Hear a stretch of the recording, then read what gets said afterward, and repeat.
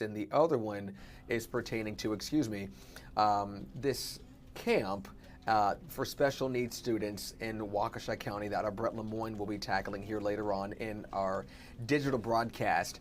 But in the meantime, we are going to take a quick short break and be back with more Wisconsin Live Desk after that. Thank you so much for joining, and if you're just now new to the experience, we appreciate your support.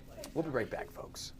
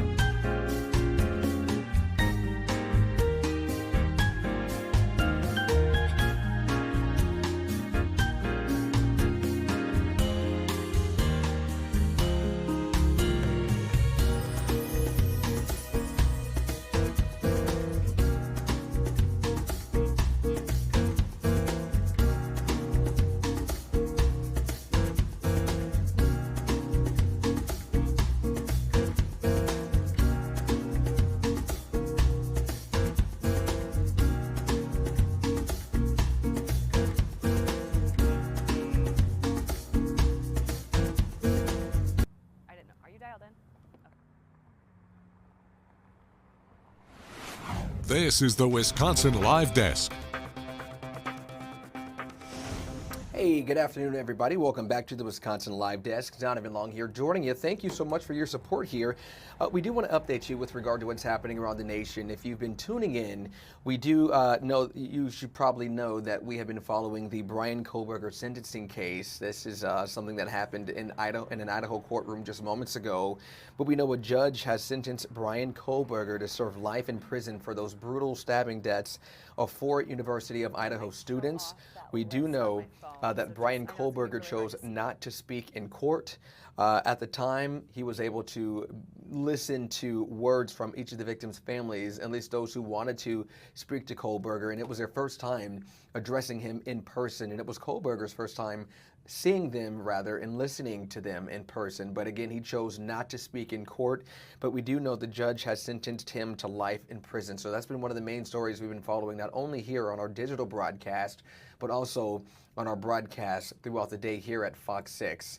In the meantime, I want to bring things a little closer to home. We have our Christina Venzelski ready to join us now. She is standing by, and Christina is following an update on the Milwaukee Public Schools lead crisis investigation.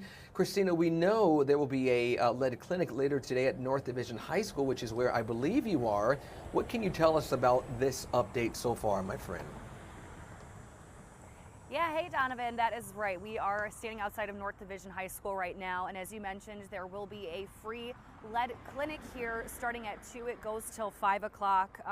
That is free for anybody within the MPS school district. You do have to have a guardian with you, but there are forms here that families can fill out once you get here. And if you're not familiar with what these clinics are, basically it's just a finger prick, and they can test your child's blood lead levels when you're here. And this is a story we've been following since last year, and in the spring when there were schools that did come back with high lead levels within the schools.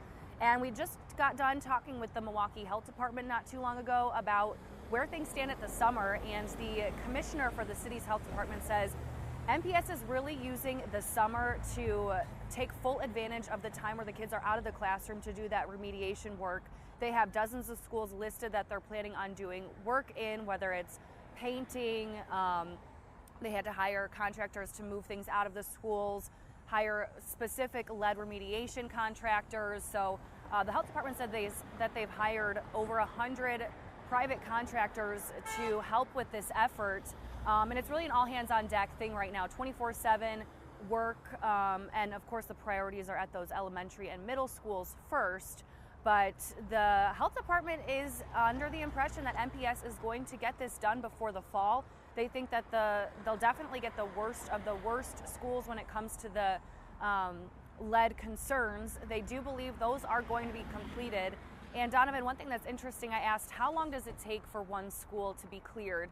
Obviously it depends on the situation, but the health department says it could take a few weeks to get those schools cleared. So this week they're expecting 2 schools to be cleared. Next week maybe an additional 4 to 5. So it's a busy summer, but they are trying to get it done to keep kids safe within schools. And again, there is that free clinic today at 2 o'clock. If you can't make it today, there's another one on the 29th at South Division High School, I believe. So again, it's free. And if it's something you're concerned about, the health department at MPS will be here to be able to answer any of your questions.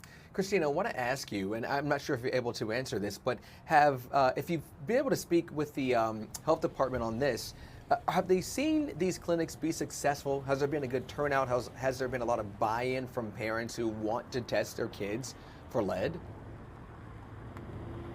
They didn't talk about that specifically, but I can tell you I've covered some of these clinics back during the school year, and there were people that showed up. I'm not sure what to expect with it being the summer here, if people are aware of what's going on and that there are these free clinics available. But that's why we're spreading the word as well, right? To get people out here if it's something they're concerned about. I think when I would cover the ones when this was top of mind when kids were in school, there was a decent turnout, but of course, the more the merrier, right? And actually wanted to show you, this is going to be a little bit hard to see, but because it's a lot of schools, there is a really cool resource on the MPS website. I'm going to have our photojournalist Bo kind of zoom in here. But this has the list. It's 3 pages long of every single school that they are working on. And then it also has dates if you scroll over to, again, I know it's going to be hard to see. We can we can see it. No, this is great. Story later. Oh, can you? Okay. So you can see at the top here, it's got, I'll zoom in a little bit. I know the font is teeny, but the prepping start date, the major paint stabilization start, cleaning start, and then when it's cleared and the date. So this is a really great resource, I think, if you're interested where your children's school falls on the list. The schools that are in red here where it says MHD %, the darker red ones are the more concerning ones when it comes to the lead concerns there. And so, yeah, you can just see, though, how many schools are on this list. And then if I scroll to the bottom here, the ones in yellow, those are the ones that have been cleared so far. Wonderful. So it sounds like... I wanted to show you that because I do think it's helpful. Yes, that is super helpful and very, of course, such a resource, a good one for parents specifically. Christina, it sounds like health workers are pretty optimistic that they will be able to hopefully get things back to normal by the time the fall rolls around and when those kiddos can get back to school. Yeah, they're sounding hopeful, especially when it comes to the worst of the worst is what they called it, the most concerning schools. The biggest thing is the long-term planning. That's what the health department was talking about, working with MPS on the long-term plan, because you could have a school that they work on this summer but needs to be checked again in a year. So it's that long-term planning for this and making sure schools continue to stay safe for kids, especially because so many of the MPS buildings are very old and have that old lead paint in them, which is why the schools that are older are the ones that are a bit more concerning when it comes to the lead exposure. But yeah, it's the long-term plan. We do know that MPS says they're planning on updating everybody in their board meeting on the 31st for where things are at too. So next week we'll hear another update, and maybe then we'll get a little bit more insight on the timing and what things are going to look like before the fall. Fantastic, Christina. Really, what are you looking forward to the most in terms of, you've been covering this for months now, you've been in kind of knee deep in the investigation. What are you looking forward to the most in terms of finding out today with regard to your story this evening? I'll be curious to see how many parents show up today to this clinic, and if we're able to talk to some, just seeing where their heads are at with this whole thing and what they think of the work being done over the summer. I think that's an interesting perspective, but I don't know how many people are aware maybe of this clinic. So just hearing from parents that do show up, I think that's something I'm looking forward to hearing what they think, and any questions that they might have that we can bring to MPS or the health department as a follow-up. Wonderful. And you are at North Division High School, which is where the lead clinic will be later today. Remind us, what time is that for folks kind of just tuning in? Yep, so that'll be from 2 to 5. Again, it's here at the North Division High School, and it is free. Wonderful. Christina, thank you so much. Always good to see you, my friend. Be well and take care. Thank you. All righty. All right, folks. In the meantime, I want to get to this. The news conference with the White House Press Secretary Caroline Leavitt just started moments ago. Want to take a listen into what she's saying with regard to the Trump administration. Core inflation is currently at its lowest level in 4 years, and prices for everyday goods are falling. The president's pro-growth policies have fueled massive job growth across our country. Since the president has taken office, our economy has added nearly 700,000 new jobs, with native-born American workers accounting for all job gains. The president has put the economic needs of families and of workers first. He signed the largest tax cuts for the middle class in American history, including no tax on tips, overtime, and Social Security. We have also seen the president unquestionably deliver on his promise to secure our southern border.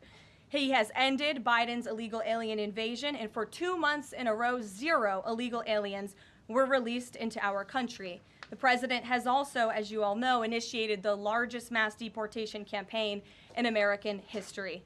The president has also restored law and order to make America safe again, another campaign promise he vowed to the American public. The United States of America is currently on track for its lowest murder rate on record, following this shift from the last administration to the Trump administration. The president has also ended Joe Biden's reckless war on American energy. U.S. oil and natural gas production are now surging, and summer gas prices reached their lowest level since 2021. The president has also rebuilt our military, another campaign promise. He just signed the largest military investment in decades to modernize our armed forces with cutting-edge technology to replenish our stockpiles and provide American troops with the best equipment in the world. The U.S. Army, Navy, and good afternoon, everyone. Donovan Long here. You're listening to Caroline Leavitt, the White House Press Secretary, speak, addressing members of the media with regard to the latest on the Trump administration. Really quickly, I do want to switch gears for another story we've been following throughout the afternoon here and on our broadcast earlier. You're taking a live look now in Idaho, where a judge has just sentenced Brian Kohberger for the deaths, for the murders, really, of the 4 Idaho students. Let's take a listen into the reaction that folks are giving with regard to that sentencing a judge just handed down. For capital eligible crimes were resolved through plea agreements, sidestepping trials, and diminishing public accountability. The most egregious of these crimes was the brutal killing of Whitney Parks, a young pregnant woman whose life was taken by her husband, Silas Parks, during a violent domestic assault. Whitney was only 22 years old. Whitney was beaten and strangled in her own home, an act of cruelty that not only ended her life, but also the life of her unborn child. And yet, despite the devastating nature of this crime, Bill Thompson reduced the charges from murder to voluntary manslaughter, ultimately securing a sentence that allowed Parks the possibility of parole after just 5 years. There was no trial, no full accounting of what Whitney endured, no acknowledgement in the legal outcomes of the child she was carrying. For Whitney's family, and for anyone who believes that justice system should speak forcefully for victims, this wasn't justice. It was a deal, and it was like so many others under Thompson's watch. Excuse me, we're going to jump out of that news conference for a quick second. I think we're just awaiting reaction to the sentencing of Brian Kohberger, but we want to take you back now to Capitol Hill, where Caroline Leavitt is debriefing, having a press briefing rather, with members of the media. Let's listen in for a quick moment. Forgive me for the back and forth here. Other corrupt officials involved in this scam, including former CIA Director John Brennan, former Director of National Intelligence James Clapper, former FBI Director James Comey, former Deputy Director Andrew McCabe, and many others. Director of National Intelligence Gabbard's report further confirms what we already knew. There was no collusion, no corruption, except on the part of Barack Obama and the weaponized intelligence agencies at the time. The Russia hoax was a blatant lie, all ginned up by Democrat political operatives that were signed off on by then President Obama and leaked to the news media to launch a years-long witch hunt against President Trump and his first administration. Allies of the president, including his own son, Donald Trump Jr., were disgustingly smeared as Russian assets, and some even had their lives destroyed because of this vicious lie.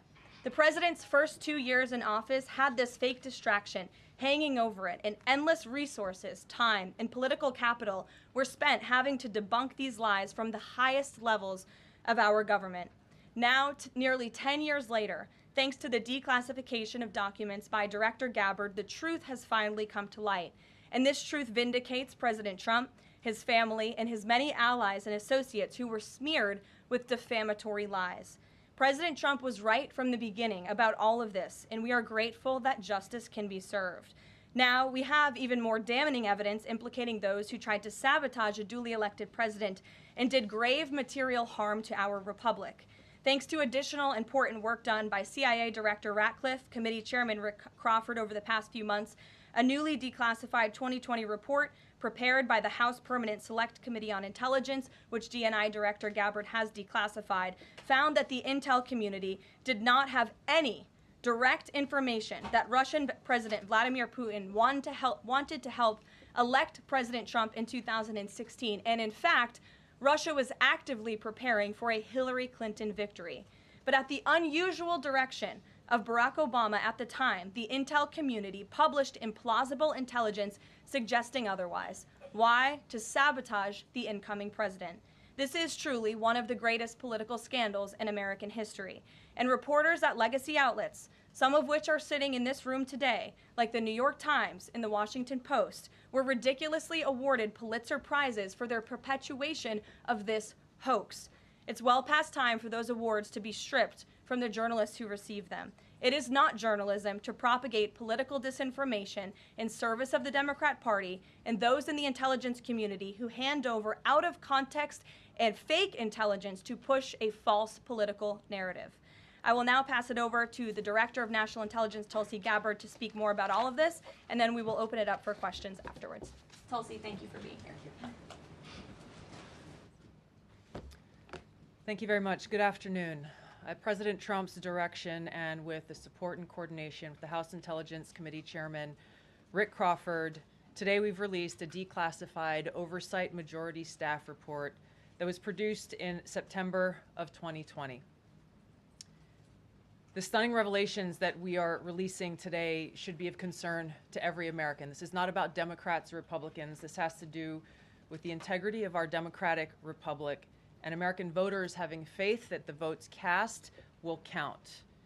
There is irrefutable evidence that detail how President Obama and his national security team directed the creation of an intelligence community assessment that they knew was false. They knew it would promote this contrived narrative that Russia interfered in the 2016 election to help President Trump win, selling it to the American people as though it were true. It wasn't. The report that we released today shows in great detail how they carried this out. They manufactured findings from shoddy sources. They suppressed evidence and credible intelligence that disproved their false claims. They disobeyed traditional tradecraft intelligence community standards and withheld the truth from the American people. In doing so, they conspired to subvert the will of the American people who elected Donald Trump in that election in November of 2016. They worked with their partners in the media to promote this lie, ultimately to undermine the legitimacy of President Trump and launching what would be a years-long coup against him and his administration. We're here today because the American people deserve the truth, they deserve accountability, and they deserve justice. The records that we released on Friday that were ODNI records, Senator Chuck Grassley's release on Monday of what is known as the Clinton Annex, which was an appendix to the Department of Justice Office of Inspector General's 2018 report, as well as the House Intelligence Committee's majority oversight report that we're releasing today, all come back to and confirm the same report. There was a gross politicization and manipulation of intelligence by the Obama administration intended to delegitimize President Trump even before he was inaugurated, ultimately usurping the will of the American people. I'm going to go over the key findings from the House Intelligence report, which investigated the claims that were made by an intelligence community assessment ordered by President Obama and published in January of 2017. First, Putin's principal interests relating to the 2016 election were to undermine faith in the U.S. democratic process, not show any preference of a certain candidate. In fact, this report shows Putin held back from leaking compromising material on Hillary Clinton prior to the election, instead planning to release it after the election to weaken what Moscow viewed as an inevitable Clinton presidency. In the January 2017 intelligence community assessment that President Obama ordered, John Brennan, who was CIA director at the time, and the intelligence community intentionally suppressed intelligence that showed Putin was saving the most damaging material that he had in his possession about Hillary Clinton until after her potential and likely victory. The report goes into great detail about the information that Russia and Putin had on Hillary Clinton, which included possible criminal acts like secret meetings with multiple named U.S. religious organizations in which State Department officials offered, in exchange for supporting Secretary Clinton's campaign for the presidency, significant increases in financing from the State Department. They also had documents that showed the patronage of the State Department to State Department employees who would go and support Hillary Clinton's presidential campaign. There were high-level DNC emails that detailed evidence of Hillary's, quote, psycho-emotional problems, uncontrolled fits of anger, aggression, and cheerfulness, and that then Secretary Clinton was allegedly on a daily regimen of heavy tranquilizers. Then CIA Director Brennan and the intelligence community mischaracterized intelligence and relied on dubious substandard sources to create a contrived false narrative that Putin developed a quote-unquote clear preference for Trump. Brennan and the IC misled lawmakers by referencing the debunked Steele dossier to assess quote-unquote Russia's plans and intentions, falsely suggesting that this dossier had intelligence value when he knew that it was discredited. The intelligence community excluded significant intelligence and ignored or selectively quoted reliable intelligence that contradicted the intelligence community assessment's key findings on Putin's alleged support for Trump. Including this intelligence reporting would have exposed the ICA's claim as implausible, if not ridiculous. The intelligence community assessment omitted reliably sourced information, such as how some Russian intelligence officials were quote-unquote planning for candidate Hillary Clinton's victory, while others assessed neither Trump nor Clinton would respect Russia's interests.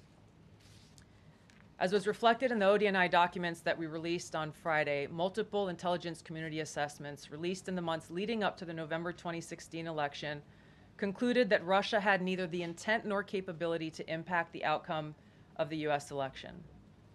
On December 5th of 2016, the FBI and ODNI gave the House Intelligence Committee its first post-election classified briefing, in which there was no mention of Putin aspiring to elect Trump by either agency.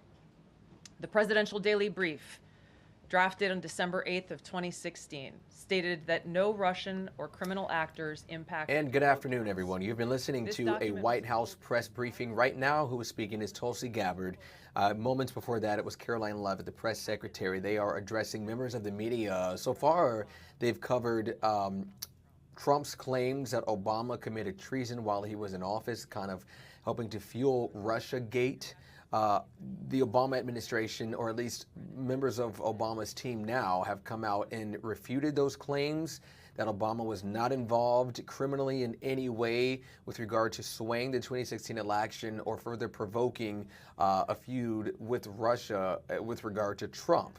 And so this is a back and forth we will likely continue to hear play out through the course of the day and in the subsequent days. But right now, again, you're listening to the latest press briefing that has been one of the key moments of this news conference right now. Members of the media have not had a chance to ask questions or comment on any of the allegations that members of the Trump administration have been lodging out there, but that will happen. That should happen at the conclusion of this news briefing.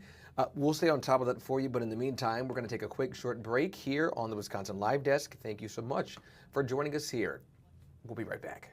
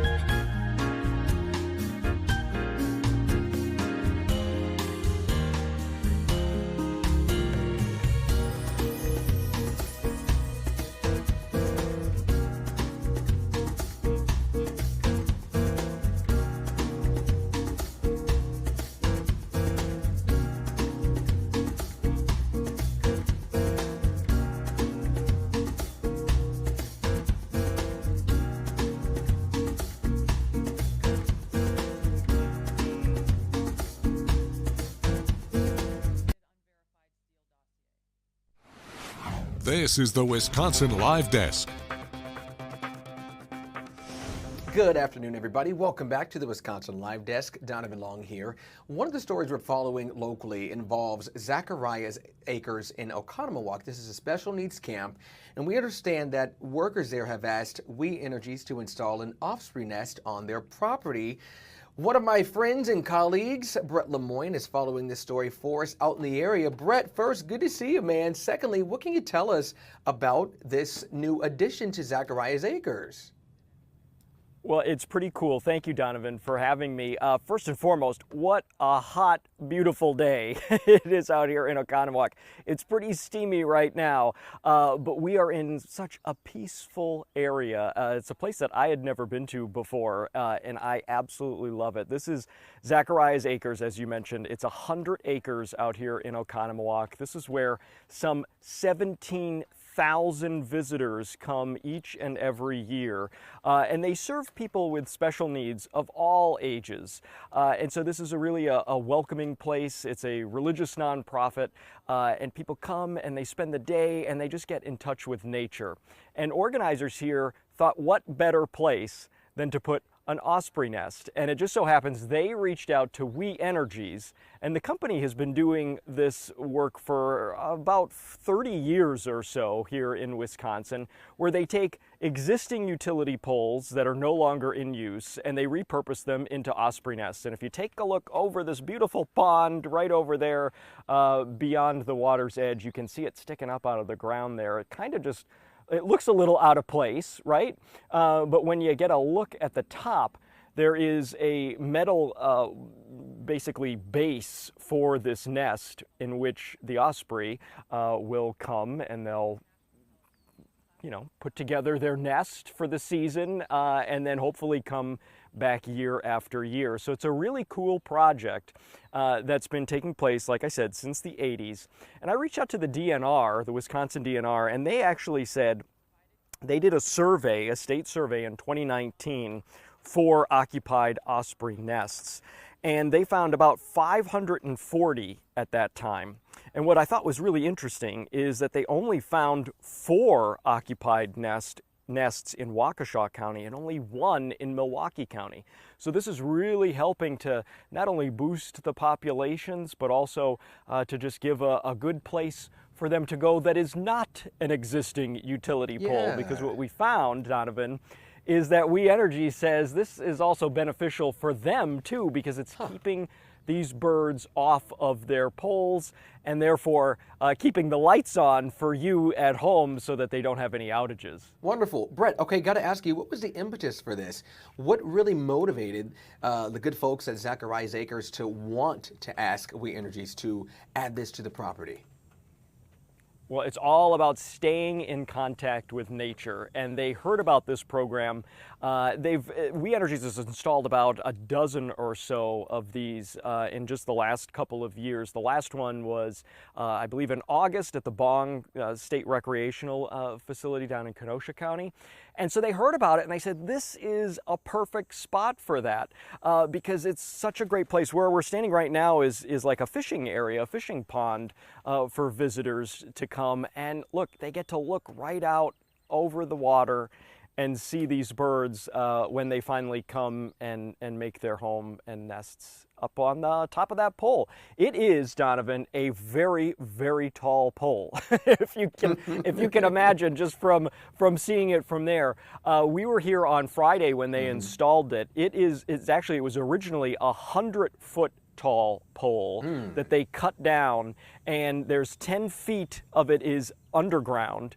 And the rest is about 75 feet that's above ground. They say it's actually the tallest of these osprey nest poles that they've ever installed. So that's pretty cool. You get to see it from quite a distance. No kidding. Okay, so Brett, it seems like this is also, you mentioned this is something that will benefit us here as We Energy customers, but it seems like it will be also cathartic for the folks who are helped at Zacharias Acres. Are you able to kind of break down what kind of resources workers at Zacharias Acres provide for folks living with special needs and different challenges?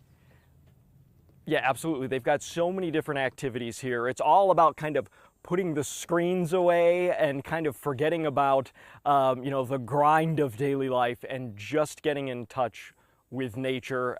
They say here too, it's also about, getting a good feel for the Creator here too, because again, they're a religious-based institution. So they're really kind of putting a focus on that. So they have a greenhouse here, Donovan, where people can plant all sorts of different foods and plants and all sorts of things. They also have this fishing area here too. They've got trails. Now they have a beautiful observation for osprey. They'll have some binoculars for people here too. So again, it's just really about kind of finding an inner peace. And I talked with one of the organizers here last week, and they said that the parents of some of these individuals really find it beneficial too, because they say it is just, as soon as they come onto the property, everything just kind of decompresses for their loved ones with special needs, and they can just really focus on being themselves and being in touch with nature. Let me tell you something. I think we could all take a page out of Zacharias Acres' book, because we are all so glued to cell phones, to iPads, to computers, and just kind of getting lost in nature really says something, man. That's why I run every day, not to make this about me, but running outside, getting outside, and just seeing who and what's out there, it's something so liberating about it, Brett. Yeah, absolutely. And that's what they say is the benefit here, just kind of being one with nature and also just kind of, again, finding that inner peace. Like I said at the top of this hit, Donovan, I had never been out here myself, and it is fantastic. It's a really, really wonderful resource out here in Oconomowoc. Again, 100 acres that they have available for people, and 17,000 visitors last year alone. So it certainly draws from a wide range of areas throughout our state in northern Illinois, where people come here just for that, to just kind of decompress, relax, and find peace. Beautiful, brother. I love this. I love this, that this is your story today, and I look forward to seeing your report later on this evening, my man. Take care, Brett. Be well, and stay cool, because I know it's smoking hot out there, as you mentioned. Woo! Yeah. It sure is. All right, thanks, Donovan. Anytime. Talk to you soon, man, my friend. All righty. All right, folks, we will take a quick, short break really quickly. Thank you so much for joining us here on the Wisconsin Live Desk. We'll be right back.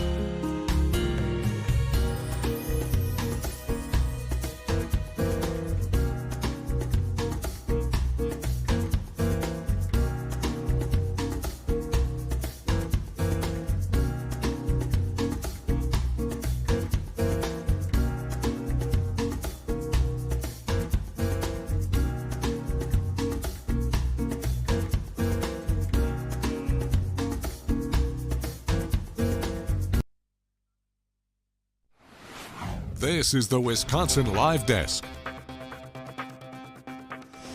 And good afternoon, everyone. Welcome back to the Wisconsin Live Desk. Donovan Long here. We are following several national, local, and global stories, one of which is happening right now. We want to go to the White House press briefing. This is a live view of the reporters getting ready to ask their questions. Some of the questions are being asked right now from members of the media with regard to the briefing that was centered on Trump's allegation that Obama subverted the will of the American people.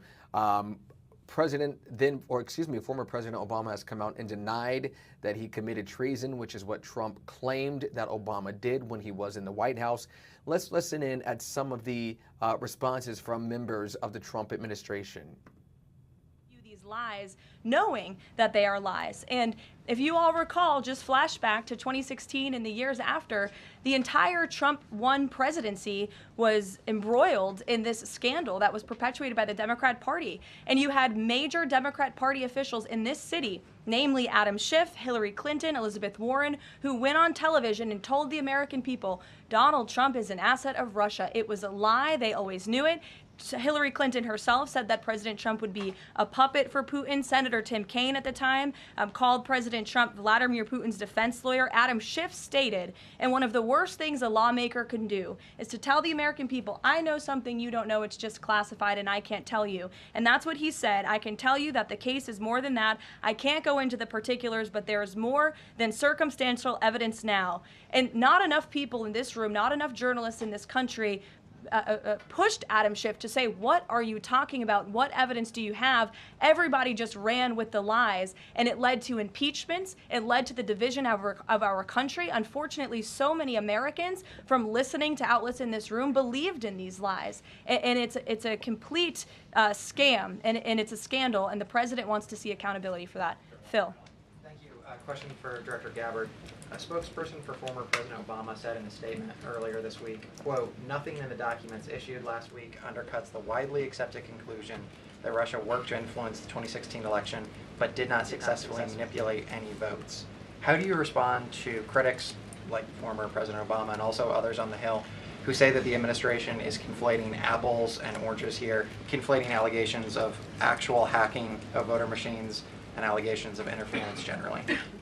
I think it's a disservice to the American people that former President Obama's office and others who are criticizing the transparency that is being delivered by releasing these documents. They are doing a disservice to the American people and trying to deflect away from their culpability in what is a historic scandal and negative action towards the American people and our democratic republic. The answer to that statement can very clearly be found throughout all of the documents that we have released. Again, showing that Russia has took action to try to sow discord in the election, but showed no preference for or against any singular candidate.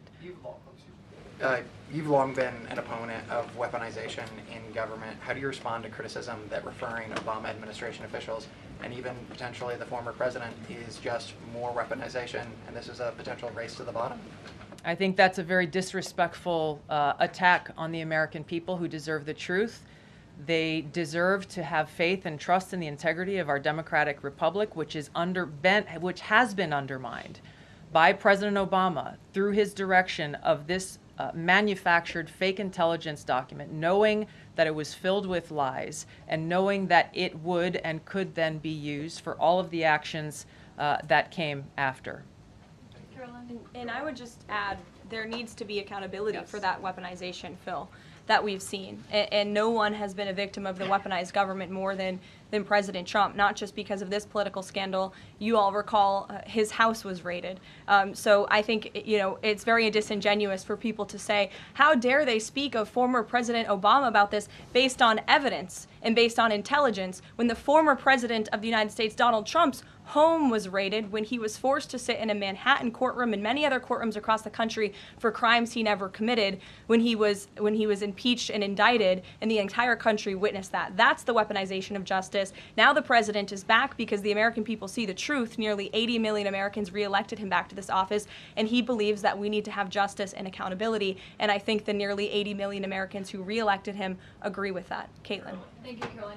Two questions for Director Gabbard just on this. Director Gabbard, you referenced the past intelligence reports and assessments on this, including that 2017 one that was signed off, as Ed noted, by every Republican on the Senate Intelligence Community, including the acting chair of the time, now Secretary of State Marco Rubio, who said in a statement that they did not find any evidence of Russian collusion, but they did find, however, is very troubling, and they found irrefutable evidence of Russian meddling.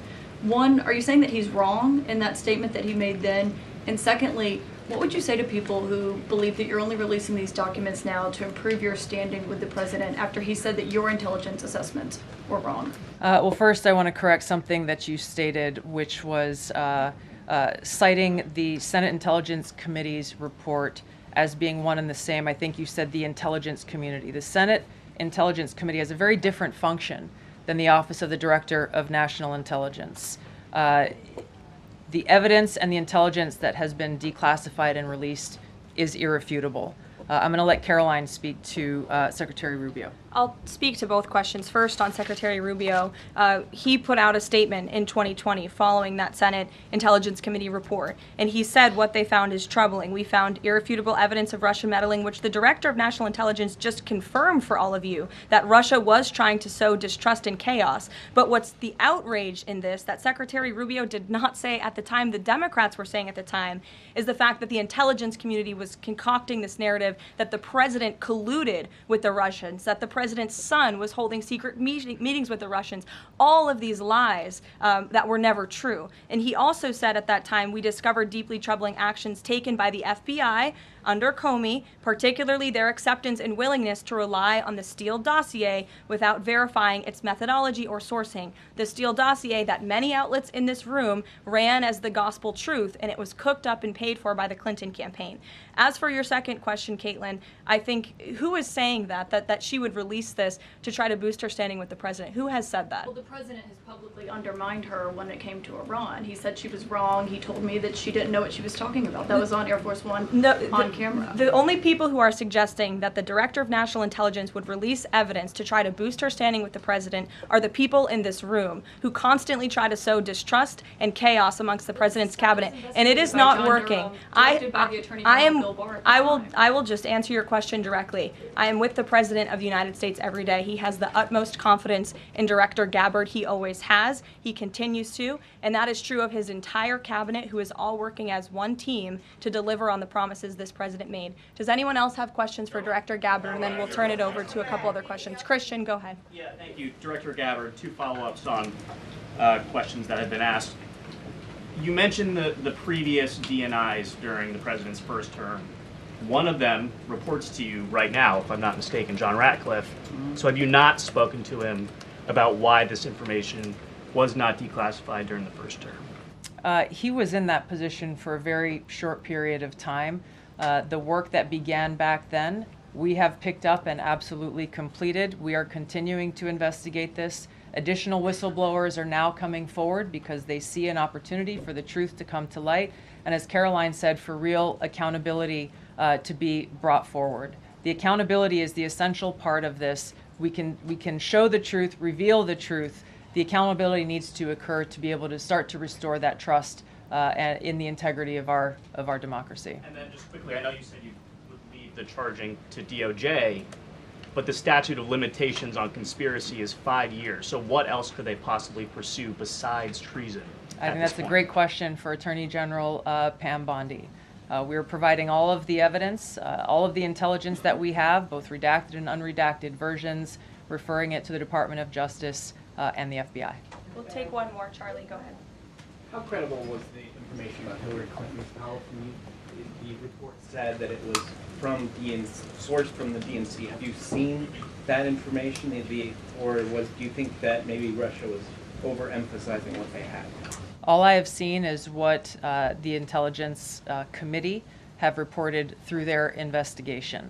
I think the underlying point there is that we understand from intelligence what Russia said that they had.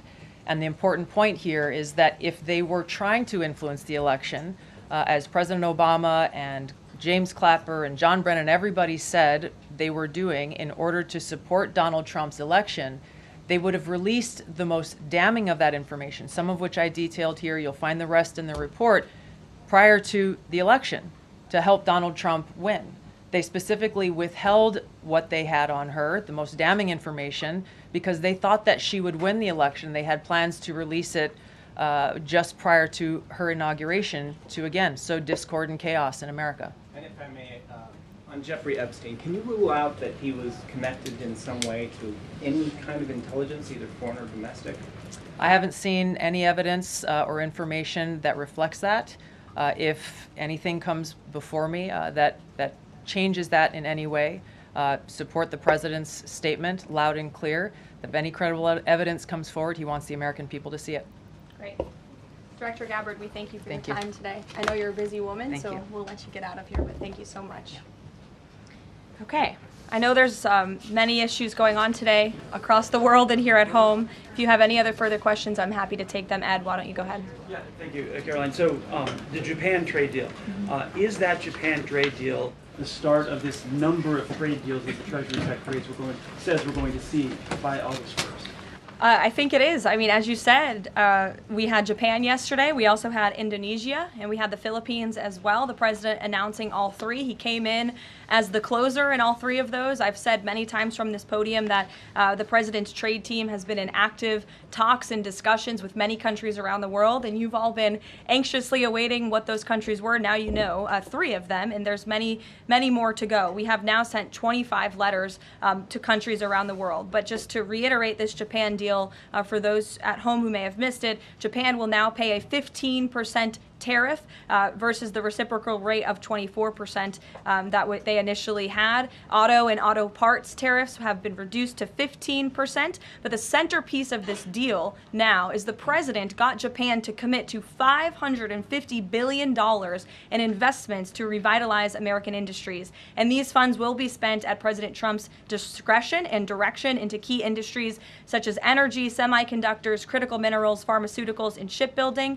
And the U.S. will retain returning 90% of the profits from any investments made by this $550 billion fund. This was originally a $400 billion investment that President Trump then negotiated to an increase of $150 billion, making it a $550 billion deal for the American people. And I just want to emphasize, Ed, I see you have a follow-up, but it's very important. Japan has agreed to open their markets to many very key sectors in American-made products that have really faced very strict tariff and non-tariff barriers prior. So thanks to the president, Japan's markets will now be open to American-made products and goods. This is big news for our tech companies and our farmers as well. On Monday, the Treasury Secretary is going to Stockholm to talk to the Chinese delegation. What does the president hope to get out of that meeting? Are there deliverables? I won't speak to any deliverables or set expectations. I'll let the Secretary of Treasury do that. But I did speak to him yesterday about his upcoming trip, and he looks forward to continuing discussions with his Chinese counterparts. The president has ensured that we have a good continuing working relationship with China that benefits the United States. And so the Secretary of Treasury will be obviously discussing those key matters, but I'll let him set the expectations. One more, if I may. Sure. Given what the DNI just said and laid out, does President Trump believe that President Obama should go to jail for something? Look, the president believes that this matter needs to be thoroughly investigated, and anyone convicted of crime should be held accountable in this country. Go ahead. Special Envoy Wickoff is headed overseas again. Good to see you, Olivia. I haven't seen you since the campaign trail. Yeah, it's good to see you. He's headed back overseas. Can you give us a sense of what the marching orders are to some of the people he'll be meeting with, and specifically as it relates to Gaza and ongoing talks there? Yes, Special Envoy Wickoff is headed to Europe, where he will meet with key leaders from the Middle East to discuss the ongoing ceasefire proposal to end this conflict in Gaza and to release the hostages. These are very sensitive negotiations that are currently taking place. I spoke to Special Envoy Wickoff last night about them. I will let him speak further on the matter, but the President and Special Envoy Wickoff has made the administration's goals clear. We want this ceasefire to happen as soon as possible, and we want these hostages to be released. Go ahead. Carolyn, a Florida federal judge has refused to allow the Epstein grand jury materials to be released. Does the president want the administration or Department of Justice to appeal that ruling? That was just breaking as the director and I were coming out here, so I haven't had a chance to talk to the president about it. I understand there are 2 other requests from the Department of Justice that are ongoing, but I'll let this president speak to whether he wants to see an appeal, and the Department of Justice, I'm sure, can give you a statement on that as well. And is he supportive of the effort to talk to Ghislaine Maxwell? I know that Todd Blanchard mentioned that earlier this week. The president spoke to this yesterday, and he said he thinks it's an appropriate idea. Kelly. What is the accountability that you would like to see if this current president is the one who brought the case to the Supreme Court and Chief Justice Roberts made clear in his opinion that a sitting president's responsibilities in office cannot lead to prosecution, immunity? So what is it the President Trump wants regarding President Obama, given that fact? And the special counsel at the time, Durham, when that Supreme Court matter was not in effect, could have charged anyone and did not. So on those 2 points, how do you respond? Look, the president has made it clear that he wanted these documents to be declassified. He wanted the American people to see the truth, and now he wants those who perpetuated these lies and this scandal to be held accountable. As for what accountability looks like, as the director said, it's in the Department of Justice's hands, and we trust them to move this ball forward. But you would agree Stephanie. President Obama cannot be charged based on that immunity? Again, I'll leave that to the Department of Justice. Stephanie. In light of the Japan deal, are sectoral tariffs now up for negotiation with trading partners? And in a similar note, are these negotiators asking for investment funds, sort of like what Japan had agreed to? As for sectoral tariffs, I understand that the president continues to be in talks with our Secretary of Commerce. We have made commitments on various sectoral tariffs, as you know. The Department of Commerce has initiated studies to then move forward with implementing those sectoral tariffs. So I would defer you to them for further comment. Meredith. I wanted to ask if the White House has any update on the Commerce Department employee who's been detained or banned from exiting China, and if there are any efforts to get him out. I can assure you and the American people that the administration is actively monitoring the situation and engaged, but typically we don't comment on individual cases like this as we are sorting them out. Sure. Yes. Behind you, Dr. Harper, sorry. Go ahead, to the To the lady sitting down in the blue, yes. Thanks, What's your name? What's your name? My name is Caroline also. Caroline Boda with the Center Square. Great. So Republicans in the Senate today said that they are pulling back on legislation to impose sanctions on Russia after the president said he wants to act unilaterally. Can you elaborate on what the president intends to do? Look, the president has been in very close communication with his friends in the Senate, particularly Senator Lindsey Graham, on this issue. But the president has always maintained, he's the commander-in-chief and the president for a reason, and he has been deeply involved in this conflict since the beginning. And so any decisions that are made with respect to sanctions, the president wants to reserve that authority and that right to himself. Jasmine. Thanks, Caroline. Two questions for you. The first on AI. Does President Trump support federal agencies contracting with Elon Musk's AI company? I don't think so, no. Okay, so he would want the DOJ to then cancel the contract with Grok. I'll talk to him about it, yes. And my second question, just, obviously the developments with the Epstein case with the judge, but I wonder, has the White House counsel, the DOJ explored any other documents that could be released to the public that don't have to do with that grand jury testimony? To my knowledge, the Department of Justice has moved forward with the request to unseal that grand jury testimony, and as you know, they have also moved forward with interviewing Ms. Maxwell, which I believe will be taking place very soon. Go ahead. Sure. Thanks, Caroline. I have a question about Paul Ingracia, the OSC nominee who faces a Senate committee hearing tomorrow. Tom Tillis said that he wouldn't vote for Ingracia if a vote came to the Senate floor. 24 worker advocacy groups have said that they don't support his nomination. What is the White House planning to do to sort of turn the tide or convince legislators that they should vote for him? The White House is always in communication with members of both the Senate and the House, and we stand by the president's nominees. Sure. In connection with the Mueller investigation, a grand jury indicted 13 Russians. President Putin has said he will never extradite those men. Given the new information that Ms. Gabbard has found, what's the administration's position on that case? Should those charges be dropped? I don't have an update for you on that case, but I'll check in with the National Security Council and our team will get you something. Sure. Thank you so much. So Fannie Willis and Jack Smith separately, they both charged President Trump with conspiracy to defraud the United States and a conspiracy to overturn the 2020 election. It now turns out we're confirming that Obama and his cronies were doing that the whole time in 2016 on a massive scale, falsifying documents and having their intel agencies do this. What does this say about the 2020 election? And also, what's your thoughts on the irony here?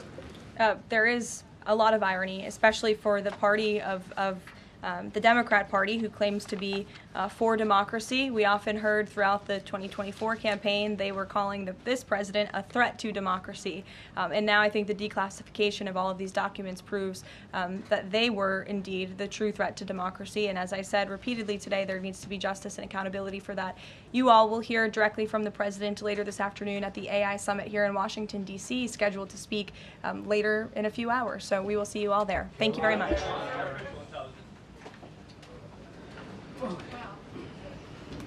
Well, that was an epic press secretary press briefing there from Caroline Levitt. That went more than an hour, I believe, as you're just seeing some of the people in the room right there. Those are all the reporters asking questions on just a variety of topics, as we're, again, expected to hear from the president later today, but everything from the economy to the Epstein files to sanctions, you name it, it was brought up during this press briefing today over at the White House. In the meantime, hey everybody, Ben Handelman joining you here on a new hour of the Wisconsin Live Desk, as we're getting you set for all of the things happening all across the country right now. And we've got all sorts of different live feeds that we are bringing up and following. Delaney, our producer, has been following along as well. This is Delaney, the Kohberger sentencing, correct? Yeah, it's the prosecution team. The prosecution team has been talking, and is it possible that I don't know if they've been at the mic for a long time as well. Let's listen into some of this that's been going on. Is it possible all the evidence tells us that he used a knife, a K-bar knife, and that's a weapon we believe was used to commit all the murders. Here. It sounded like the Gonzalez family said that there was a second weapon that was used on Kaylee's office. Can you confirm something like that? Out of respect for the families, that's something that you'll have to get from them. If they wish to share that with you, it'd probably be through them, not through us. And one more question. You said that it seemed like he chose that house. There's no clues as to why he chose that house? You know, after working in Moscow for several years as Chief Dollinger, that area is frequented by many, many people at all hours of the night when college is in session. So what Darren and I have surmised is that perhaps it's the old hiding in plain sight. There's lots of people around. There's lots of vehicles around at all hours. It's not isolated where you can notice. So that's where that comment comes from. It does, and though it doesn't make sense, and it's if you're in that neighborhood at all, it's a very complicated neighborhood. It's very closed in. But at the same time, there's everything from college kids to adults that live there, people that have full-time jobs, part-time jobs. So any one of us could come and go and fit in there. So, Frederick. DA Thompson, during the plea hearing and then again today, it seemed like your voice quivered a bit when you were either putting up photographs or mentioning the victims' names. I'm just wondering about the emotional toll, and I have one other question. Yeah, you're right. My voice was quivering. Y'all were in there. There was a lot of powerful emotion. The losses are almost indescribable. And maybe my filters aren't as good as they might have been 45 years ago when I started in this business. But I think you also saw that even Judge Hippler was affected and impacted by this. There is no easy way to remain stiff-lipped and dry-eyed through this kind of tragedy. There just simply isn't. I'm sure you're not aware of this yet, but there was a photograph, or they zoomed in on a picture that Brian Kohberger had on the defense counsel table. And it was an image of a black heart. I don't know if you've heard this or if you've seen the image. Hearing this, your thoughts? First I've heard of it. There is something I need to say, though, real quick. This is a product of, I'm sure I'm getting old in my failed memory, but there's one other person I need to recognize, and this is very important to us because this was a key person that was going to take us through trial, and that's Josh Hurwitz, the former United States Attorney for the District of Idaho who left office and voluntarily joined our office as a special deputy to help us. My apologies for the oversight, as I wasn't reading my notes correctly, but thank you for that little interlude. Chief? Yes. I guess my question is for Mr. Thompson, since you're still up there, incidentally, you was on crime. You said that it was your decision to accept this plea agreement. It brings finality, he will die in prison, but Corporal Payne just said they don't know who the target was and why he targeted this house. Was there a reason why, as part of the plea agreement, you didn't require Ann Taylor to have her clients sit down with you all and to answer some of these questions? I think that Judge Hippler addressed that today very, very well. Of course, Judge Hippler addresses everything very well, we found. The law does not give the court or us the power to require a specific factual allocution. And just let me finish. And we recognize that. We recognize that we could have said, well, in order for us to move forward, we want a factual allocution. But I have to be perfectly candid. I don't believe that there's anything that would come out of his mouth that would be the truth. I don't believe that there's anything that would come out of his mouth that would be anything other than self-serving. And I don't believe there's anything that would come out of his mouth that would not further victimize the families. And so that just simply wasn't a factor. We made our decision based on our assessment of law and the facts. We made our decision based on being able to obtain accountability and certainty, not just for the victims' families, but for the communities and for the state. And that's where our obligations go. In the end, in the old Harry Truman thing, the buck stops on my desk. Well, that's what I got when I was elected prosecutor 33 years ago. I never dreamed it would involve something like this. But we don't shirk our responsibilities just because it got big and nasty. Thank you. Corporal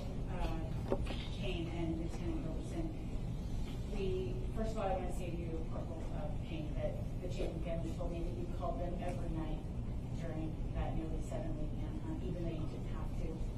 And I just think that goes to show that there's some trade in this. So, that being said, I'm curious as to where you think or believe the murder weapon is, where you think or believe the clothes Kohberger was wearing that night are, and how you think he avoided forensics at the scene. Well, I can just tell you, and forgive us if we go back and forth, it's just kind of how we roll. There is no evidence that we've found that would lead us to any specific, even general location as to where the murder weapon or the clothes have been. And we searched. I mean, the FBI, again, to their credit, we had folks doing soil samples and so all sorts of things to try to come up with somewhere to start searching for these things, and we just never found it.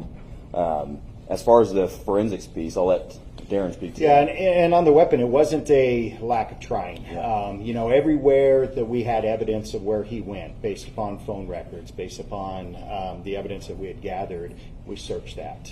We went there. We did searches on the ground, in the water. We did searches. We sent soil samples to try to figure out maybe where a shovel had been used. So we searched everywhere that we possibly could, but the reality is we're looking for a singular small, it's not that small, but K-bar knife, and that's it. So it's endless of where it could have been, and we just were not able to find it. So what about the clothes and his ability to avoid forensics at the scene, in a murder scene where we now know Kayla Gonzalez was stabbed 34 times and that another victim was stabbed more than right. So the reality is that somebody can carry this out and still not get covered in blood. That's the reality of it, and this does happen, and there's plenty of studies of that. And we've had some of the world's experts that we've asked those same questions, because we've struggled with that. Why do we not find more here and there? And the reality was, if somebody has the training, if somebody has thought about it, if somebody wears the right type of clothing, that could be the outcome, and that's what we were left with. Over here. Ben Haleman from the Wisconsin Live Desk. Okay, so you're listening to prosecutors. They are speaking after the sentencing today of Brian Kohberger. Pled guilty, took this plea deal. He killed 4 college students in Idaho. A lot of people today, they were wondering, are we going to find out what the motive is here? We didn't find that out. Brian Kohberger, the only things he said in court today was he respectfully declined to speak, which of course is his right to do, but it has left family members and really a lot of people around the country who've been watching this case feeling empty, wondering why in the world are these 4 lives lost? What was the motive here? Why did he do it? Brian Kohberger may take that to his grave, but he was sentenced today to life in prison without the possibility of parole. His plea deal allows him to avoid the death penalty, which one victim's family was upset about. They really wanted that. Other victims' families do agree with the prosecution's deal here. Okay, so that's what we're following as this continues here on the Live Desk. We're also following some other live cameras here. There's some movement out there on the Senate floor in Washington, D.C. We're watching the stock market today. Your 401ks are looking pretty good after the Trump administration makes a deal with Japan right before steep tariffs were set to take effect there, and that's the Dow up 475 points. Let's see if it can get to 500 by the time this show is done. But as you can see, all in the green there. And then we're going to keep it local here because in 2 minutes we're going to go up to Green Bay. Training camp is underway, and Tim Van Voren's going to join us as this is the first day of Packers training camp, which means school not that far away, kids. Summer's moving along, and there's so much to talk about at Packers training camp. We'll talk to Tim Van Voren next here on the Wisconsin.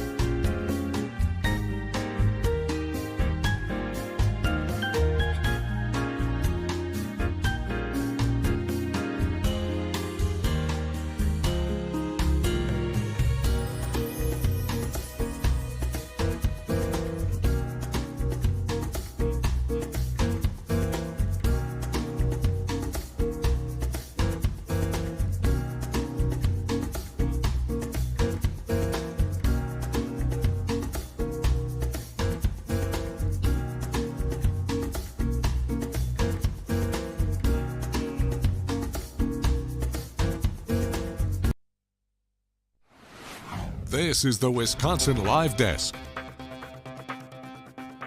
What up, news nerds? It's almost 1:50 here on the Wisconsin Live Desk on your Wednesday, which means you're that much closer to the weekend. Or maybe it's the first day of work. It's like back to school if you happen to play in the NFL. Because up at Green Bay, it is the start of training camp. Can you believe that? That's a live picture of Lambeau Field. And let's go to the other side of that building. Joining me now, a fan of the program. First time I've gotten to talk to Tim Van Voren on the Wisconsin Live Desk, but Tim is live at training camp. Tim, thanks for joining us. Absolutely. I got the chance to talk with Kim yesterday as we previewed this. Now today it all lays out in front of us, Ben, so this is fun. Here's all the action. Okay, so give me a lay of the land right now. What's happening? What happens on day one of training camp? Who has arrived? All right, well, everybody's here now. Obviously, the media is all here as well. This is the first chance we've had to get out with the guys. Some of the players have been practicing a little bit since the tail end of last week. Early reportees, that would include Jordan Love, the quarterback, and some of the other guys. But the full squad today, in fact, I even asked Jordan Love, well, we all make a big deal out of day one of the training camp. The fans do. Do you guys? He said, actually, we do. It is the start of something. It's a symbolic start of what's ahead. This is the practice field that the guys were on earlier today. This is Ray Nitschke Field. They'll be back out here again tomorrow. That's why we are up here in Green Bay, staying this week and bringing you all the coverage we can. And first chance in the new locker room today. The Packers just introduced that to their players yesterday. It's the same physical space that they were in before, but they hadn't let anybody in to see it. So the players were eating it up yesterday. They were on social media.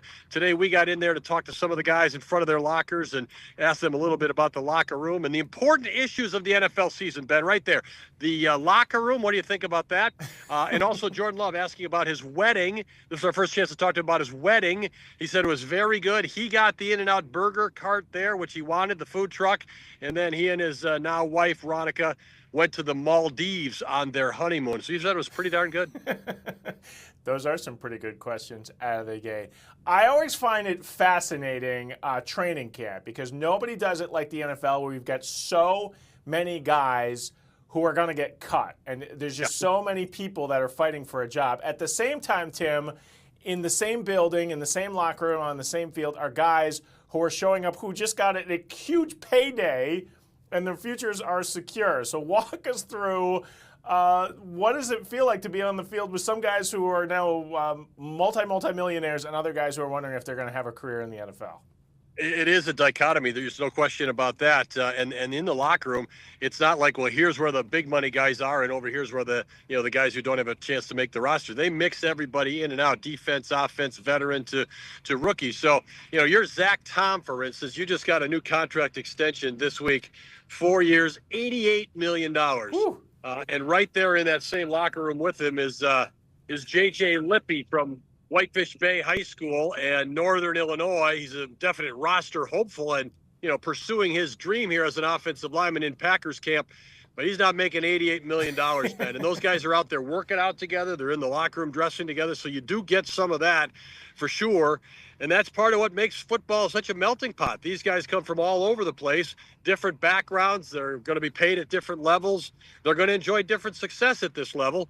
And yet, right now, they're all pulling in the same direction to try to be a Green Bay Packer. Yeah, and they're all living the dream with that NFL hopeful. They all have big bright eyes of hoping for a long career in the NFL. What are the Packers' needs this season? Where are the big battles that will play out here in training camp? Offensive line is an interesting situation to watch. I'm not sure it's a need, but it's definitely a battle. There are a lot of guys in there who think they ought to be the starter at a certain position. The Packers drafted a guy in the first round last year, Jordan Morgan. Right now, he's not at the top of the depth chart. They drafted a player in the second round this year, Anthony Belton. Right now, he's not at on the top of the depth chart. So you're talking about major investment in guys who may not even be out there as regular contributors. So they think they should play. They think they can push to play. They think they have the ability to play. And then you have other guys who are trying to hold on to their spots. Rasheed Wallaker, as an example, offensive lineman. I asked him today, what do you think about your body of work? You barely played as a rookie. Now you're you're starting your fourth season. He says, I've started 35 games. I don't need to say anything else. I've started 35 games. That tells everybody what they need to know about me. So, guys they're on the team, but they have their individual goals as well. In terms of battles, in terms of spots, I'm looking on the defensive side, Ben. The cornerback position it's just uncertain right now. You lost Jair Alexander from last season. You've lost some guys who played in the NFL and were veterans at that position. So Packers are going to have some new faces back there and some more inexperienced players at defensive back for sure. And that includes Bo Melton, who was a wide receiver his first few years here in Green Bay. He's even switched his number now from 80 to 16. We just learned that today, and he's working out at defensive back, at cornerback. Packers say, hey, we know what he can do as a wide receiver. We know what he can do on special teams. We want to see if he can make this team and provide a contribution at cornerback. So he's a guy that's going to be in that back mix. And then the pass rush is always seemingly a question in every NFL city, maybe not Philadelphia, where the Super Bowl champions ran over teams last year in the playoffs, but otherwise, almost every team is looking for more pass rush, and that includes the Packers. Yeah, exactly. How about the rookies? I mean, especially coming off when the last time we were all there at Lambeau was for this incredible draft, and now all these guys, I know they've been there for, the mini camps and especially after they signed, but here they are with the whole team. Have you been watching those guys today? Yeah, it's an interesting draft class. There are 2 wide receivers in the first 3 rounds. Matthew Golden in the first round, and then Savion Williams in the third round. I mentioned Anthony Belton was a second-round pick as an offensive lineman. So that's where your offensive talent is. Then you went for some defensive players in the Packers. Those would be maybe contributors, but maybe not standouts right away as rookies as the Packers are shaping things up. I asked Matthew Golden today, and Ben, this kind of follows on what you're talking about. Nothing you ever do is going to be under the radar now in Green Bay. You were the guy at the draft. You were the guy that everybody looked at. You're the first wide receiver in years to be picked in the first round by the Packers. Nothing you do, good or bad, is going to be under the radar as long as you're a Green Bay Packer. He said, I asked, how do you handle that spotlight? And he said, yeah, I just do. I just want to get out there. I just want to do my thing. I just want to get better. That is part of the responsibility of my job and my draft position. I just want to get out there, contribute as I can. And then in a sly little smile at the end, Ben, he said, I just want to play fast. And let's face it, that's why he's in the NFL in the first place, because he is fast. So he knows why he's here. He just wants to get on the field and run. He's the only guy in that locker room, too, who knows what it's like to be drafted, walk out and have fireworks going off and, 100,000 people cheering for you. Right. Because of that, that's always going to be associated with him. If you remember, their 4th-round pick was actually here as well. Baron Sorrell, who is a defensive lineman. It's not the same to be picked in the 4th round as it was in the first, but at least he had that notable experience about being here too. Like, I'm just at the draft and I get picked by the Packers. So he's a guy who's out here on the practice field as well. So some of these stories you learned a little bit about during the draft. Now we're seeing those players out here on the field as they try to write their NFL stories. I love that story too, because I love that he stuck around. So many guys are like, I'm a 2nd, 3rd round pick. I'm not going to be at the draft. And that guy was there in the locker room. All right, Tim. Well, thanks for joining us here on the Wisconsin Live Desk. I know the players get little bicycles to ride in the camp. I don't know how you get around.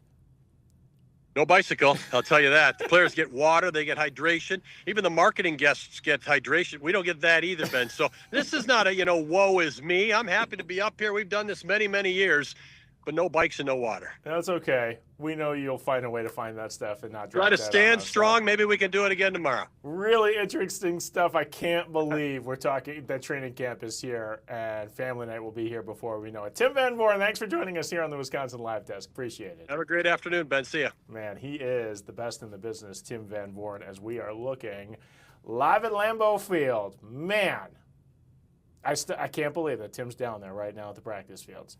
All right, stay with us here on the Wisconsin Live Desk. Hot day out there. It's hot even in Green Bay. Tim just said the rain had just moved through the area there. We'll take a look at the radar. We're going to talk about our heat because we do have some heat watches, advisories from the National Weather Service. We'll talk about that next here on the Wisconsin Live Desk.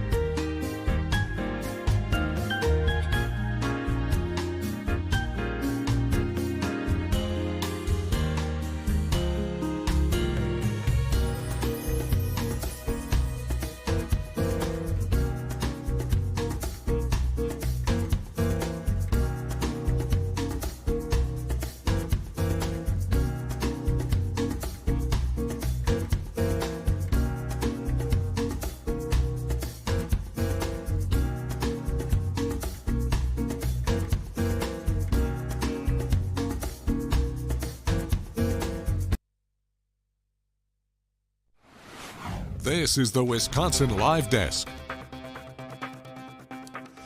Hey everybody, it's Ben Handelman from the Wisconsin Live Desk. We're watching the weather a little bit today as we have a heat advisory that goes into effect until 8 p.m. tonight. Tim was just saying the rain had just stopped. Look at Green Bay. Whoop! Just got clipped by those showers that are all moving to the north. We're in the clear now. Good news, bad news, because now the sun is beating down on us. We expect highs in the 90s today, but it's going to feel more like over 100 degrees. So we'll keep watching our weather. We'll talk about that in a few minutes as well. We're watching Green Bay, where we just talked to Tim Van Voren, who is amazing at what he does, breaking down the needs and the wants of Packers as their training camp is underway.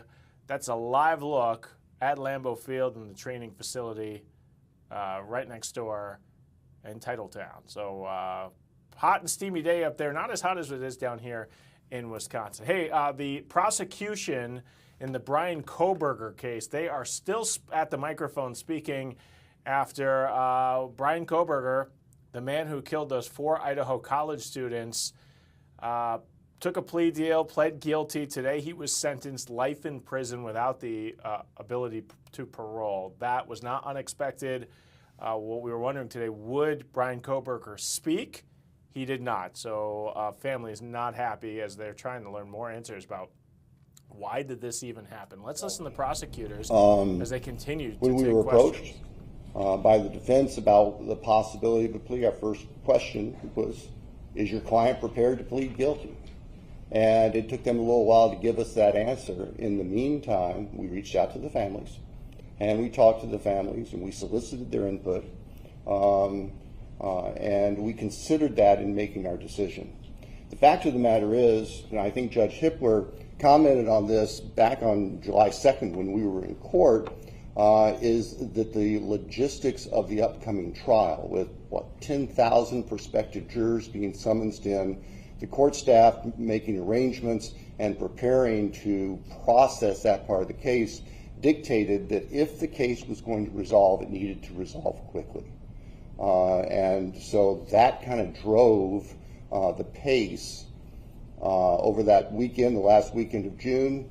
At the end of the weekend, when we understood from the defense that the defendant was prepared to plead guilty, the court was notified the next morning, and the court wanted to move quickly to get a plea done on the record if it was going to be done, and if it wasn't, so we were not interrupted in our trial preparations.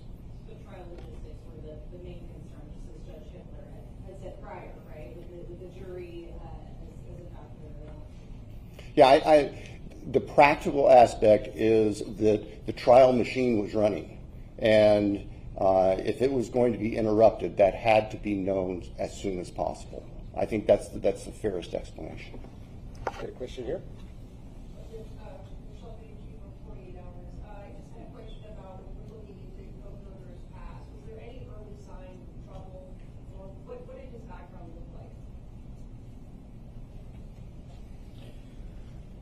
Well, we can't go into his younger years. I believe that's actually still under seal, and correct me if I'm wrong. But what I can tell you is the things we do know about him was that his education led him down a path that was very much focused on forensics, crime scenes, that sort of thing. So that was really what we focused on in his background, is what led him down this path. How may he have prepared for this? And I think that was a big component of that, was just his schooling and his choice of potential future profession. So, and just so there's no speculation here by what Detective Payne just said, documents under seal involving Mr. Kohberger's background, they may or may not be released down the road. I can tell you that there is no evidence of any criminal history of any significant nature. There was no evidence of a history of violence. There was no evidence of a history of a factual predisposition to do the crimes that he committed here. So if there are any concerns among your listeners or readers that somehow he was a serial killer in waiting with all of these prior actions, we are not aware of any behaviors like that that preceded what happened here in Idaho. We'll take this question here, and then we're going to have 2 more after that to finish up.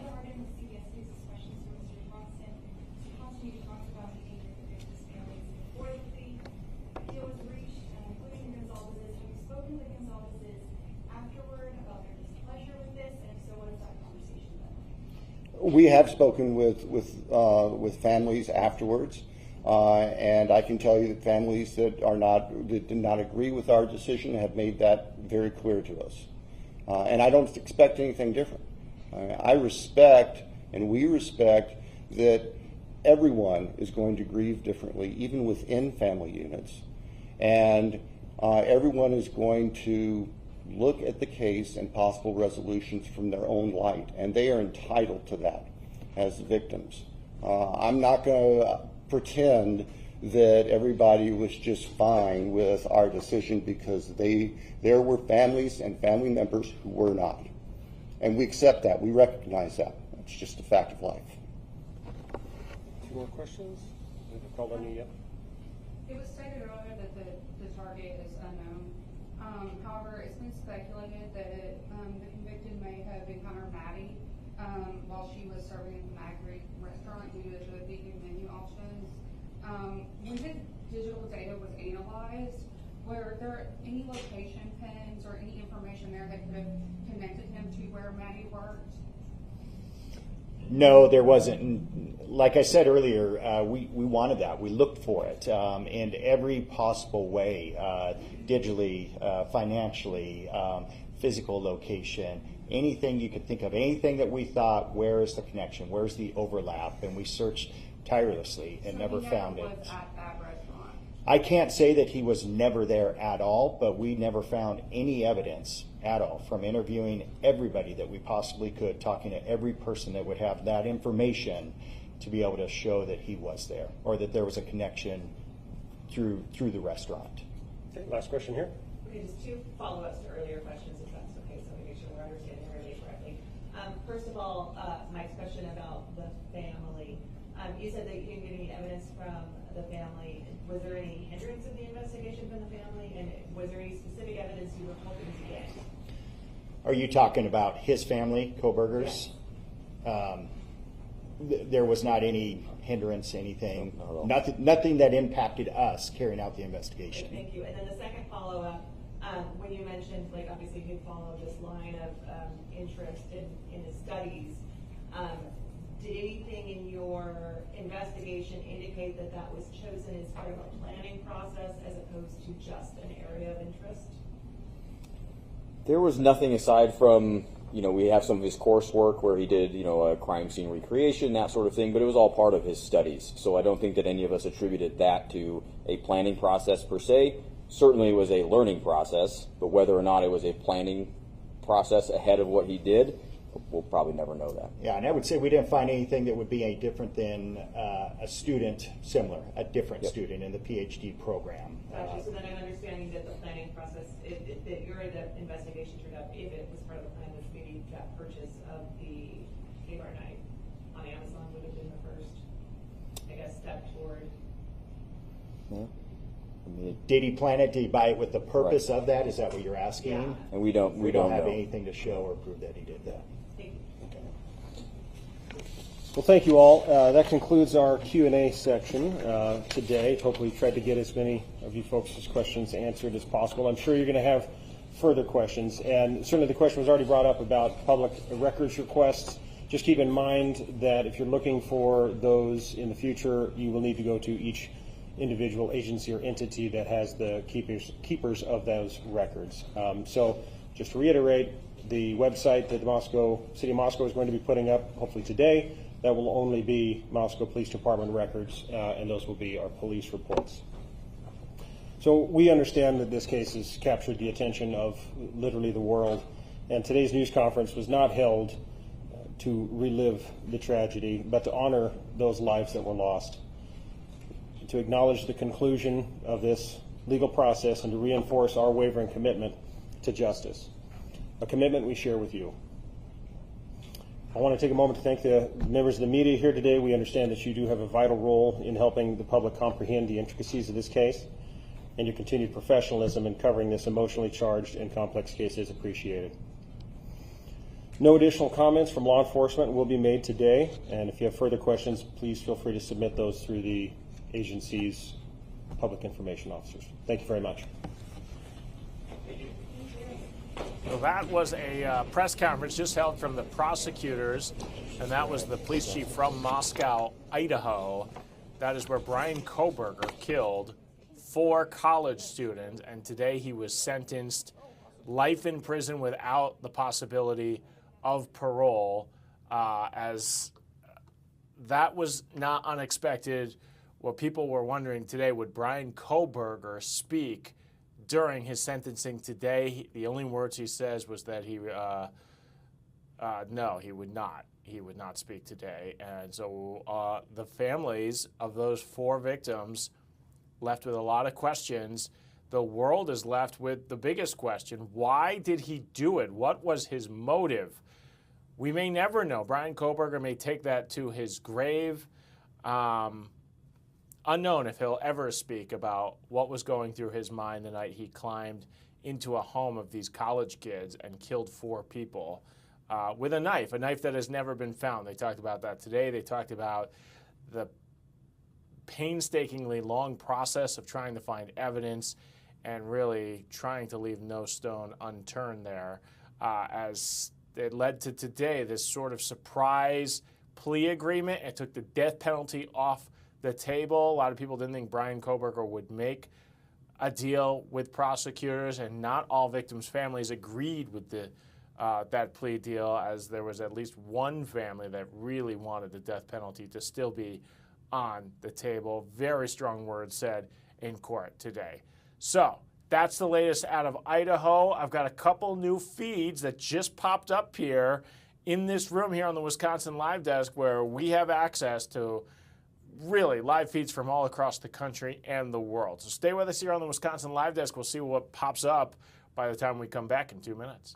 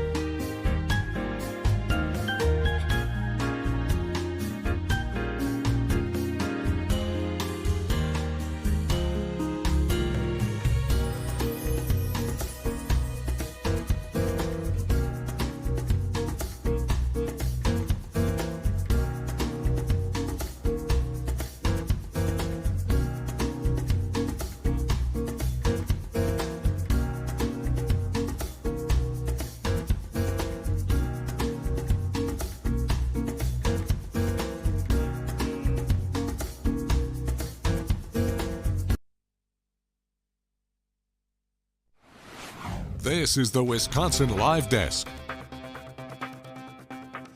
Ben Handelman from the Wisconsin Live Desk. Man, we've gone all over the place today. Heard from Tim Van Born. He was up at Lambeau Field. I still have a live picture there as Packers training camp is underway. Tim said there was a little rain that moved through the area, and it looks like the players, they're done with their workouts today. More than 90 NFL players, and many of those guys will not end up on the team, but they're all there now, trying to earn a spot, trying to build a rapport and become teammates, and hopefully what will be a great year inside Lambeau Field as training camp is underway. There was some breaking news when we were listening, I believe, to Tim earlier today. Delaney, I heard someone, Delaney's our producer who's with us right now. I heard an announcement over the loudspeaker from upstairs that says today's National Vanilla Ice Cream Day. Is this true?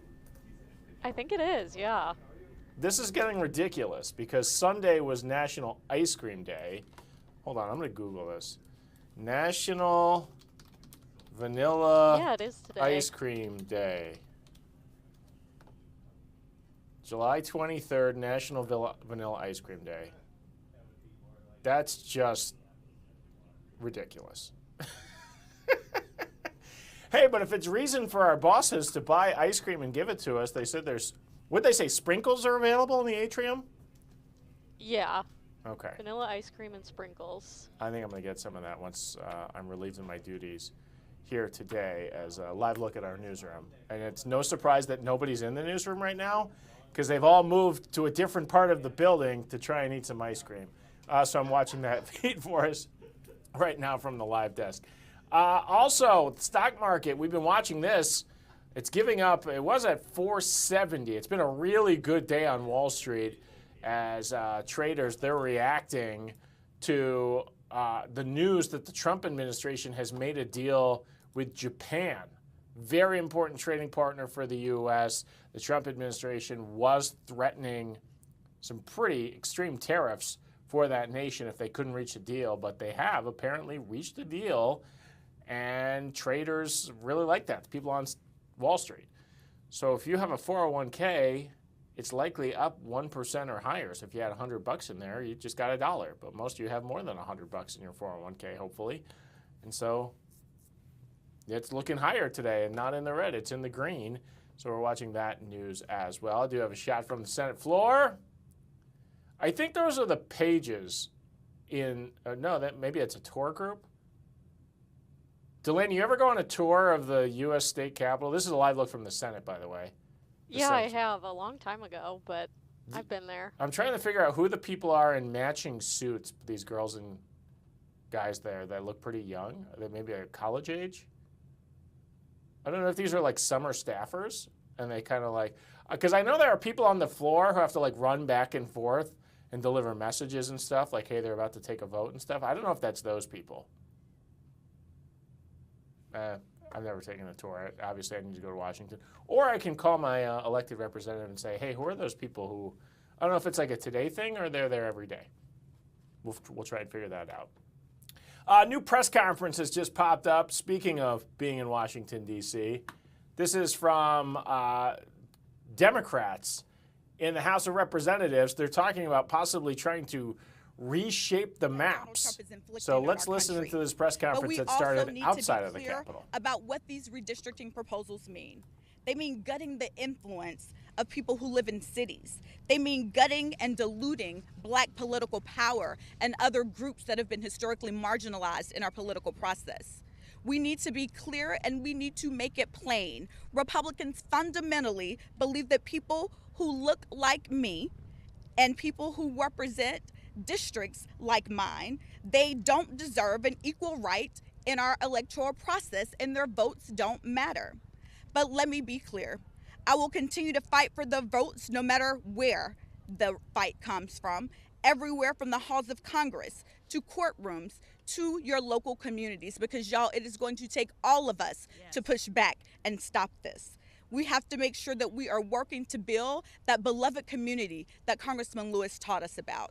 Congressman Lewis, one of my favorite quotes was, because we know that everything is being thrown at us at one time. He said, let us not get lost in a sea of despair. Yes. Let us be optimistic, be hopeful, because our struggle is not the struggle of a day, a week, or a month. This is the struggle of a lifetime. And so just because we've already fought these battles, y'all, there is more work to be done, and I stand with you to continue to fight until we win justice and free and fair access for everyone. Thank you so much.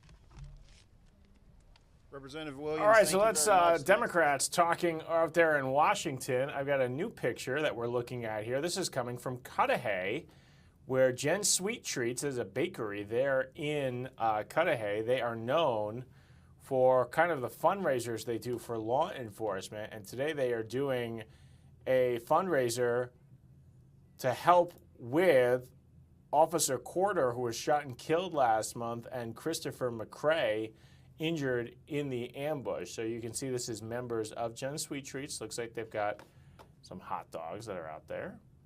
Let's see if I've got some audio on here or not. I do have some audio. They've got some snacks. So this is great because you can head down there in Cudahy and you can just grab some food here. There you can see they're doing a brat fry. There's the whole menu. You get a whole meal for just $7. And all of the proceeds here is going to go and help the Fallen Officer Fund, I believe, is where that, I'm not sure if they're donating it separately, but it will go. There you go. 100% of donations today at Jen Sweet Treats. Again, she is known for doing, the owner here, Jen, known for these kind of fundraisers she has from time to time. So anything you buy down at Jen Sweet Treats, that's all going to go to a good cause. You may remember Kendall Corder and his partner, they were responding to a call on the north side when, according to police, they were ambushed. There was a fight between a group of women. According to investigators, the police say that two guys started shooting at each other. Police were called about a guy with a gun, and by the time these officers were already en route, shots started ringing out. And when the officers arrived, one of the suspects had climbed into a bush. Again, this is according to investigators.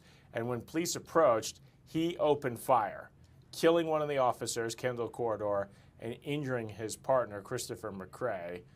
And just it's the worst case scenario for the Milwaukee Police Department. We had the funeral a couple weeks ago, and here now, these people trying to help out the officers still any way they can. There you can see Kendall Corder's picture displayed right there on the display there.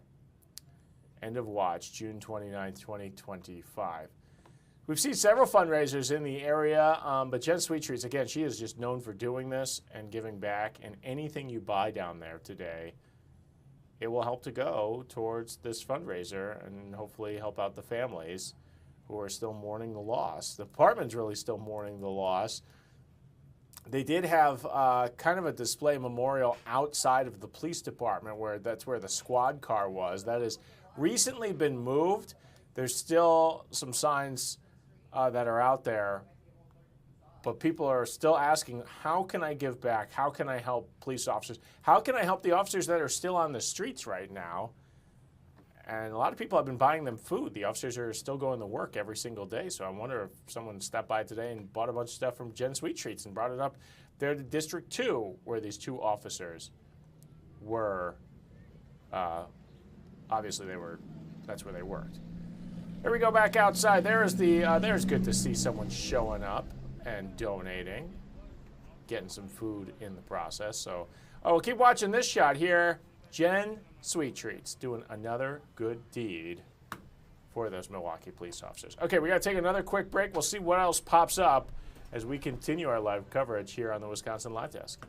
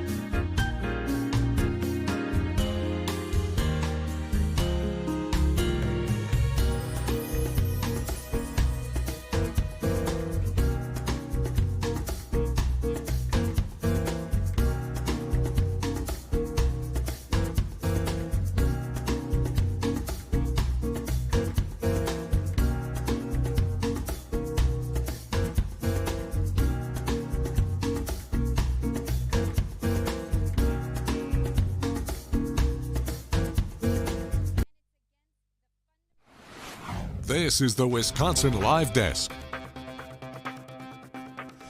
Hey everybody, Ben Handelman, Wisconsin Live Desk, getting real close to 2:30 here, and at 2:30, pretty exciting right here on your Fox Local app, we're going to have our latest episode of First and North. That's where we're going to talk to all of our friends from the NFC North TV stations, Chicago, Detroit, Minneapolis, of course, right here, Milwaukee, as we cover the Green Bay Packers. And we'll be talking some football, and what better day than on the first day of training camp, live picture from Lambeau Field, where it is pretty steamy out there. The heat is a story on your Wednesday afternoon, live picture of the radar. We did have a round of thunderstorms come through. I know it downpoured in my house earlier today. We may have more slight chances throughout the week, but that is not the story. The story is what is happening now that the sun is out and the temperatures are climbing. We're expecting temperatures in the 90s this afternoon. The humidity is awful. There's the dew point right now. We've got the worst dew point in the entire Midwest. 75. They say a dew point over 70 is oppressive.